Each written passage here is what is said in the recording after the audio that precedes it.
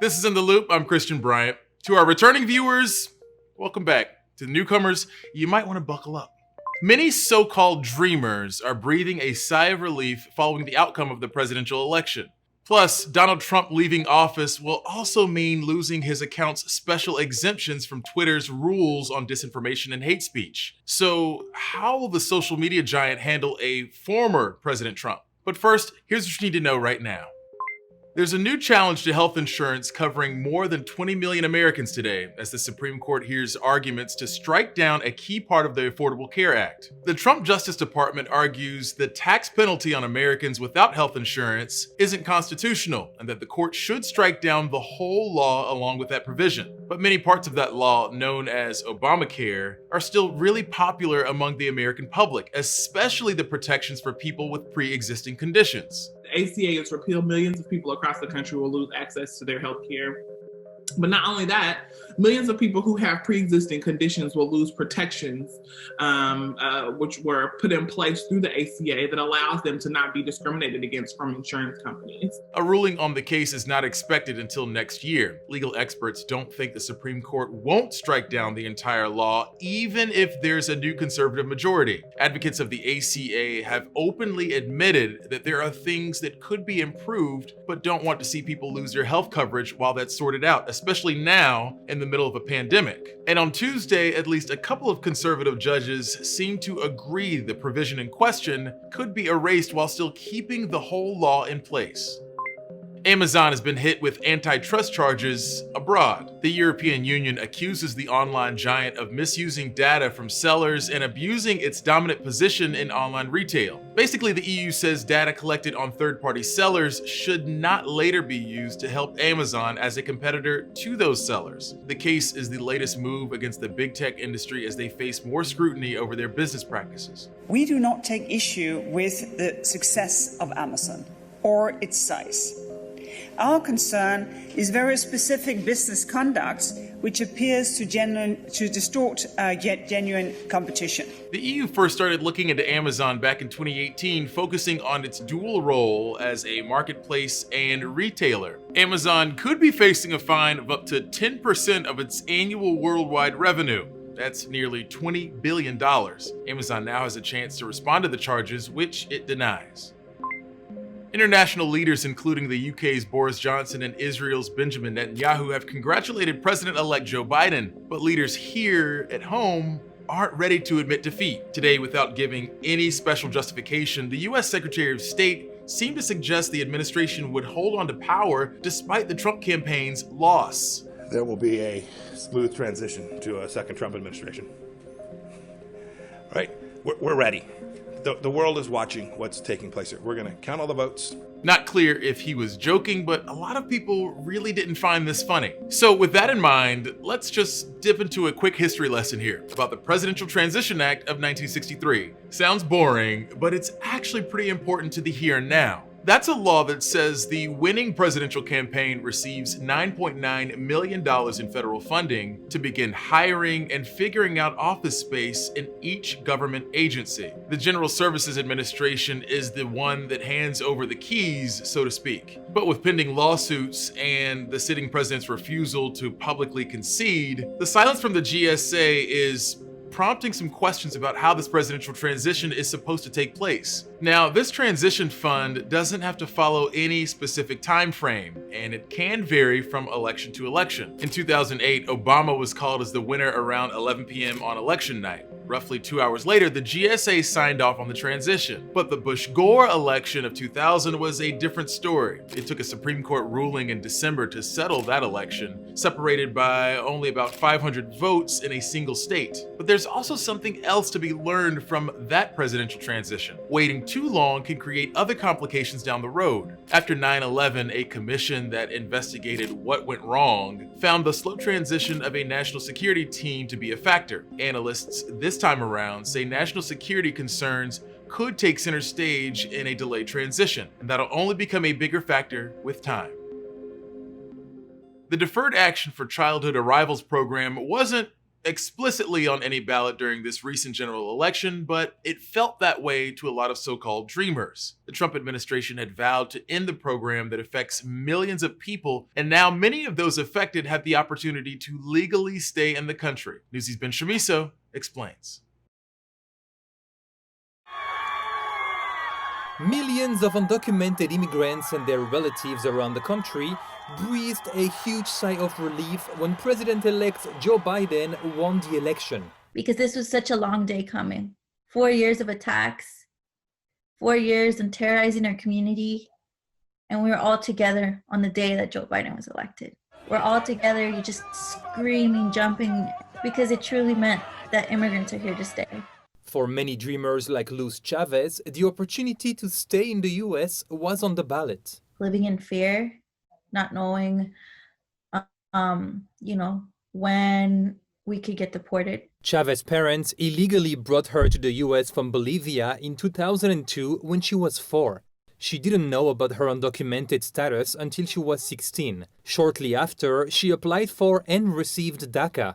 That's the Obama-era program that protects from deportation undocumented immigrants who came to the US as children. Allowing us to go to work, allowing us to go to school. While President Trump tried for years to end DACA and recently curtailed it, Biden says he will immediately reinstate the full program. Besides keeping DACA alive, the president-elect has promised to quickly roll back President Trump's travel bans, asylum restrictions, and other hardline immigration actions. Biden also wants to work with Congress to provide a roadmap to citizenship for around 11 million undocumented immigrants. I want my parents to have a pathway to citizenship. I want folks that weren't eligible to have DACA to have a pathway to citizenship. Chavez and her fellow immigrant activists say they are ready to hold Biden accountable on his campaign promises. Our communities have gone through so much these past couple of years. Even with the Obama administration, I know that our community is going to keep on fighting for that.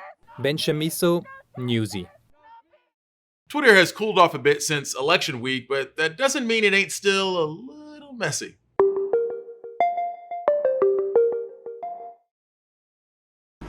We take a step away from the noise and spin to really hear the stories that need to be told. Newsy cuts through. Our ancestors had the Rosetta Stone to offer clues and understanding to the world around them. We've got Twitter. Here's what's trending. We plant seeds in the South, we create, keep planting. We know who's really doing the planting. So that right there was the pot calling the kettle black. According to new research, the eponymous star of the show also enslaved people. A historian from the Schuyler Mansion State Historic Site made that assertion after examining letters and other documents. She said not only did Alexander Hamilton enslave people, but his involvement in the institution of slavery was essential to his identity both personally and professionally. It was known that Hamilton had some proximity to enslavers, but this brings into question whether he enslaved people himself. The historian says he did, and really it further complicates Hamilton's reputation as a hero abolitionist. This paper might not fully convince all scholars on this, but it will surely start some stuff between the nerds who know way more about this than the rest of us. This pandemic has introduced us to a whole glossary of terminology like social distancing, are not, and crippling loneliness. And today, we add one more new term to the list. It's... Y'all want me to say this? This newscaster's nightmare of a word is the name of the new antibody treatment for COVID-19, developed by Eli Lilly and now approved by the CDC for emergency use authorization. In trials, adults who received the antibody treatment shortly after a positive COVID test are less likely to feel symptoms requiring hospitalization. The potential COVID-fighting benefits alone have made the treatment a big talker online, but folks are also just obsessed with how difficult this name is to pronounce. For the record, bamlanivimab. Just don't make me say it again. By now, you might be familiar with this instant classic political moment involving the Trump legal team mistaking a modest landscaping company for a fancy hotel and holding a kind of ridiculous looking press conference there. Well, now this legendary backdrop has been immortalized by a community we're only just beginning to understand: virtual reality furries. Yes, a band of folks suiting up as animals in VR are making Four Seasons Total Landscaping their own stomping ground. Popular YouTuber Cooper Tom gave the world a glimpse of this glorious recreation in a Twitter post. Who made this? What is this? I made it. I just, like 5.5 hours. Ready for a speech? Right. I like how we gathered around it, we're literally waiting for the speech. Just goes to show how virtual reality can open up whole new worlds, including iconic industrial parks on the outskirts of Philadelphia. If you've been on Twitter any time over the last 2 years, you might have noticed that Donald Trump's tweets have sported different labels and warnings. Twitter does that for world leaders who might have rule-breaking posts, but Trump will lose those protections next year. Newsy's Tyler Atkinson reports right-wing backlash to Twitter's rule enforcement could continue if they have to pull his tweets post-presidency. President Trump's Twitter account will lose special protections afforded to leaders when President-elect Joe Biden takes over in January, the social media company confirmed to Newsy. Twitter's approach to world leaders, candidates, and public officials is based on the principle that there's a public interest in seeing what those leaders are saying, even if it's potentially false or harmful. But former office holders aren't afforded this position. Twitter told Newsy this policy framework applies to current world leaders and candidates for office, and not private citizens when they no longer hold these positions. Despite Twitter's recent efforts to take expanded action on accounts spreading election-related misinformation, including President Trump's posts, experts who spoke to Newsy were split on whether the company would actually follow through with treating Trump as a private citizen and more closely monitor his posts. Those platforms, I think, with Donald Trump as a private citizen, will begin to treat him more like they treat the rest of us. Twitter's a commercial platform. It has an interest in keeping Trump on their platform. These are platforms that have a business model, and the business model is attracting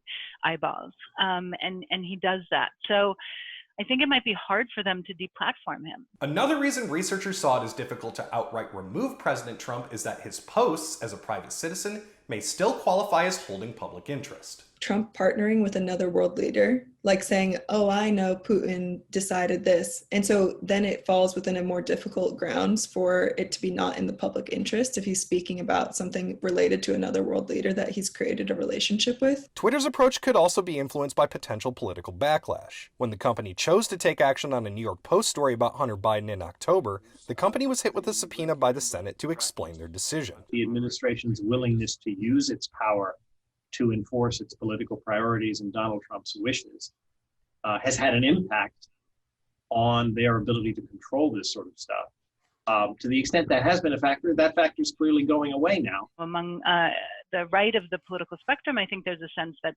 the platform censor more on the right than on the left. I actually think, if anything, it's maybe the reverse.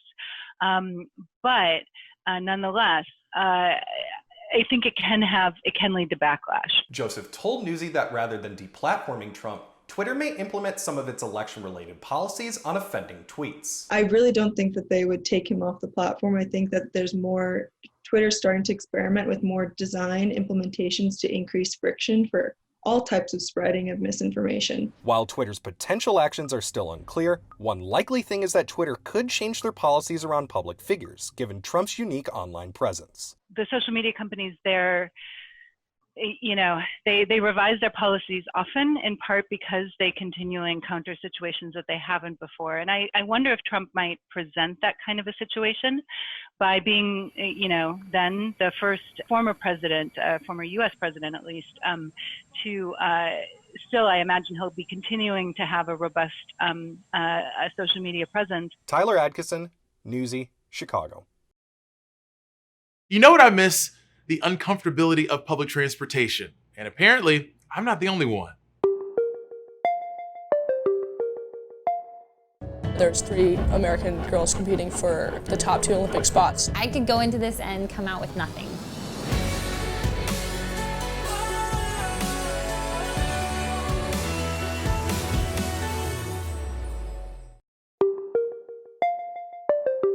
With so many people working from home this year, there's something missing. That time period between leaving your home and arriving at work, where you're in a moving metal box with people violating your personal space from every direction. Yeah, folks are missing their commutes. National reporter Alicia Nieves tells us how people have started fake commutes and how experts say it's actually a good thing.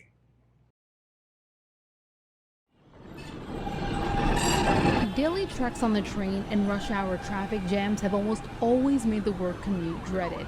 So when most people had to start working from home, no commute was welcomed.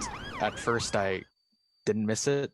I thought, oh, well, my workday starts the same time as I wake up, which was nice at the time. Joshua Chikasawa is an accountant from California who went from an hour-long 10-mile bike ride to work each day to work at his fingertips within minutes. But that got old fast. Even though I don't have to bike to an actual destination or anything like that, I've been just going on a bike ride in general for like an hour or so. No pure destination in sight. Sometimes I'll bike by the office that I'm supposed to be at. He's now getting up at 5 a.m. again and does what's being called a fake commute. It's just forcing myself to get out of bed so I'm actually going outside and having like a real start to my day like I used to, instead of just rolling to my laptop and starting the workday without having any sort of real distance between my personal life and work. You might be surprised how normal these fake commutes are becoming. I've actually heard this from a lot of my friends and colleagues. Jan Yahimovich is a professor at Harvard University. There's this tension that we're experiencing right now where we are actually getting to understand that even though we hate the commute, like in like yesteryear times when we actually went to the office and stuff, there was actually also something valuable about it. Yahimovich recently published research showing the benefit was the time it gave us to transition between personal life and work. That transition period in this new normal can now be replaced with a fake commute or a new pre- and post-work ritual. I don't think it actually matters what exactly it is. It really doesn't. It can be as easy as, I don't know, putting on work clothes, which is what I do. Companies are even starting to see the need for this. Microsoft recently announced it's going to add a virtual commute feature to its Teams platform to help workers transition in and out of work mode, although not fully detailing what that virtual commute will look like. I'm Alicia Nieves reporting. If you haven't already, go ahead and hit us up on Twitter using the hashtag NewsyInTheLoop. Just so you know, retweets do not equal endorsements unless it's about Southern hip hop, the movie Hereditary, or space news. I freaking love space.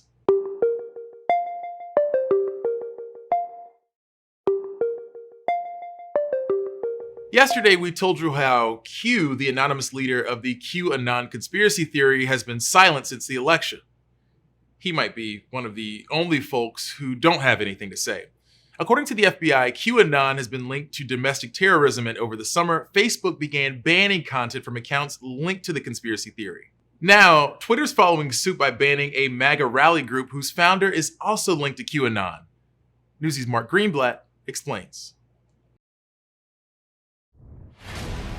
Twitter has suspended social media accounts associated with MAGA Drag the Interstate. Let's ride for 45! It's a group of self-described patriots that organized nationwide rolling rallies leading up to the election. The group disavows bigotry and violence on its website. A Newsy investigation in October found that the group's co-founder, Keith Lee, had deputized himself as a digital warrior for the QAnon conspiracy theory, using the hashtag QArmy. And he promoted rallies with militant language in online forums like this one, with the tagline, "The battle has begun." We're to the point now, we're on that precipice. This is our last attempt to unite the country peacefully, because we're tired of it. We're tired of the Marxist stuff that's embedded in our government. Experts in extremism expressed heightened concern about the current post-election period. Look, QAnon has been declared by the FBI as contributing to domestic terrorism. If we have weeks of contest over different voting places, lawsuits and whatnot, these groups are going to be in the streets. They're going to think that the election is being stolen from them. This summer, YouTube, Facebook, and Twitter started banning content and suspending accounts associated with QAnon. MAGA Drag's website complained about big tech censorship before the nationwide rally. Now, Lee's Twitter account shows it's been suspended for violating Twitter's rules. And the same goes for the account linked to his podcast, and also for MAGA Drag the Interstate's main Twitter account. Twitter did not say which rule those accounts violated, but pointed Newsy to this thread from July. we will take strong enforcement action on behavior that has the potential to lead to offline harm. In line with this approach, we're taking further action on so-called QAnon activity across the service. I'm Mark Greenblatt reporting. 20 years ago, the first astronauts arrived on the International Space Station. I almost remember it, but I was 13 in middle school and trying to figure out how to get a girlfriend. In that time, astronauts have done research and made discoveries benefiting all of us down here. National reporter Maya Rodriguez has more. 3, 2, 1, 0. Engines ignition, liftoff. 250 miles above Earth, the International Space Station remains in constant orbit around the planet. It's an amazing facility. It's about the size of a 5-bedroom house. An incredible feat of construction involving space agencies from multiple countries and astronauts like Rex Walheim, who flew 3 missions to the International Space Station. So the first portion of the space station program was basically constructing it. So that was what I was mostly involved with. Bringing pieces up to the space station, doing spacewalks to bolt new pieces on and to activate them. In the now 20 years since the space station welcomed the first crew, it's become a place of valuable research for companies like TechShot. The people that are making the experimental instruments that go in there are people like TechShot. We visited TechShot's facility near the Kennedy Space Center in Cape Canaveral. Among their work on the space station, measuring bone loss for use in developing treatments for osteoporosis. So understanding osteoporosis is obviously of great interest to people on Earth. So drug companies have been a lot of our customers. TechShot also created a biofabrication facility, seen here getting installed on the space station. Using stem cells, the machine can 3D print human cartilage, a process that works best in a zero-gravity space environment.